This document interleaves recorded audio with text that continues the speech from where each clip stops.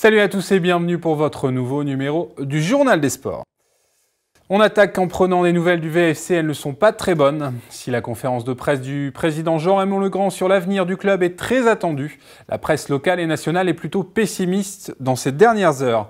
Les projets de reprise un temps évoqués n'ont pas pu être finalisés à l'heure où nous enregistrons et aucune confirmation officielle de la situation n'a eu lieu.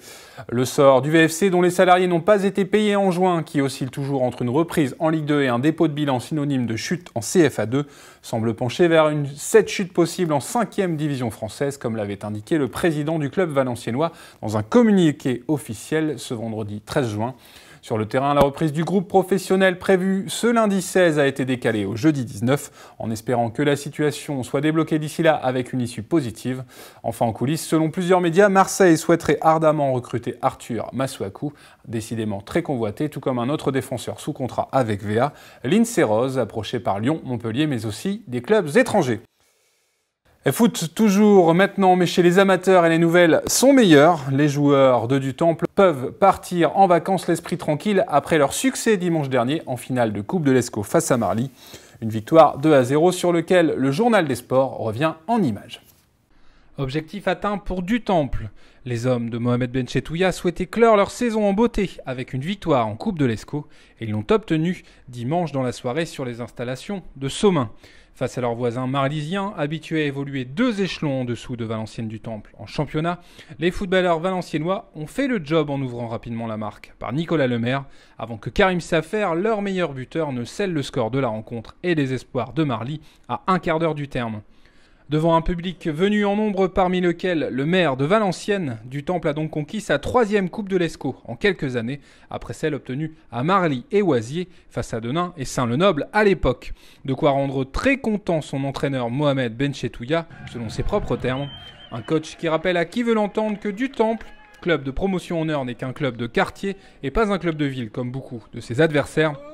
Un coach qui peut se réjouir aujourd'hui de ne compter aucun départ prévu dans son effectif pour l'instant, mais avant de penser au mercato qui pourrait s'agiter, Dutemple peut déjà savourer ce nouveau succès. Et toujours du côté des résultats, sachez qu'une autre équipe valenciennoise était encore sur le pont ce dimanche après-midi, à savoir celle du Hockey Club de Valenciennes. En déplacement à Bordeaux et déjà assuré de rejoindre l'élite, les hockeyeurs sur gazon de VA se sont inclinés 5-2 face aux Girondins. Un dernier match qui ne doit pas occulter la superbe saison de l'équipe phare du HCV, double championne de France en salle cet hiver et 2e de sa poule d'accession sur gazon, ce qui lui permettra de retrouver le plus haut niveau français en septembre, après plus de 5 ans passés à l'échelon inférieur. Enfin, avant de vous quitter, le JDS vous propose quelques idées de sorties sportives pour les semaines à venir.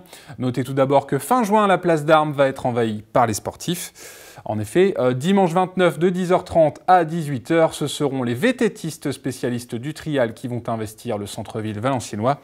Au programme, des animations proposées par la ville, un spectacle de VTT avec des démonstrations de professionnels, mais aussi des initiations au trial pour les enfants. Et puis le baseball aura quant à lui déjà envahi la place valenciennoise dès la veille, le samedi 28 juin, et ce pour tout le week-end. De 10h à 19h, la fête du baseball y proposera en effet des ateliers découvertes, avec notamment une initiation au lancer de balle et à la batte. Atelier, bien évidemment, gratuit. Et puis, quelques jours plus tard, la place d'Armes accueillera un autre sport avec un tournoi de beach volley, une compétition fun et amicale qui aura lieu du 2 au 6 juillet. Le JDS vous donnera bien évidemment plus d'informations sur ce sujet dans les semaines à venir. Enfin, je vous rappelle que depuis ce lundi 16 juin, vous pouvez retrouver Valenciennes TV sur sa chaîne YouTube officielle. N'hésitez donc pas à faire passer l'information auprès de tous vos amis valenciennois exilés loin du nord de la France. Voilà, c'est la fin de votre journal des sports. Merci de l'avoir suivi. Très bonnes semaines à toutes et à tous. Bye bye.